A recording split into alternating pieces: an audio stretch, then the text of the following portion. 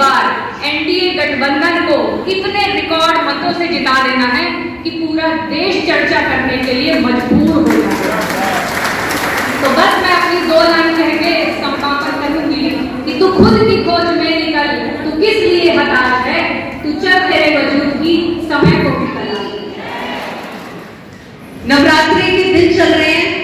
तो हम सभी माँ शक्ति की पूजा करके अपने घरों से निकलते हैं और ऐसी ही माँ शक्ति का रूप मेरी सभी मातृशक्ति जो मेरे सामने उपस्थित है उन सभी को मैं सादर प्रणाम करती हूँ, आपका वंदन करती हूँ। मंच पर उपस्थित हम सबकी आदरणीय, हम सबकी मार्गदर्शक, प्रेरणा स्रोत, जिनके काम का डंका पूरे प्रदेश में बज रहा है, ऐसी हमारी आदरणीय प्रदेश अध्यक्ष गीता शाक्य जी,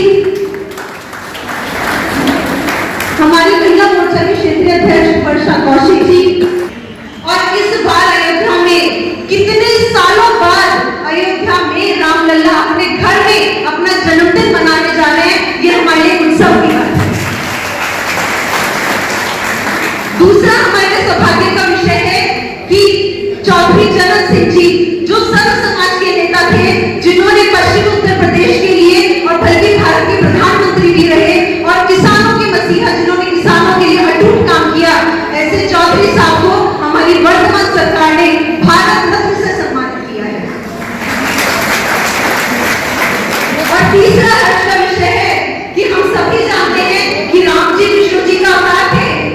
तो लोग पूछते, एक बार एक व्यक्ति ने पूछा कि भाई राम जी तो अपना राज्याभिषेक तभी ग्रहण कर सकते थे ना, तो वनवास की आवश्यकता क्या थी? वनवास की आवश्यकता इसलिए थी क्योंकि वो प्रभु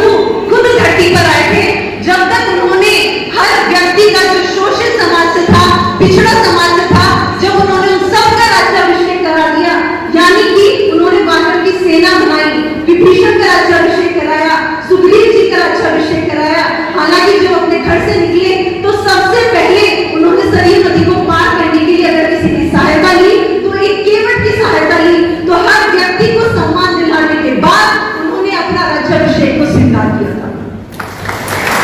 ऐसे ही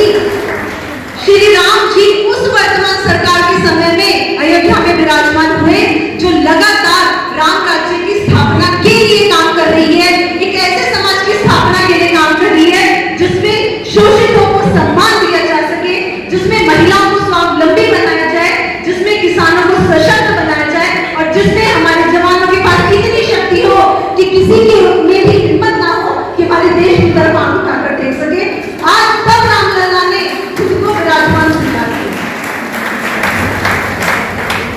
आप सभी यहाँ पर, क्योंकि आप सभी यहाँ पर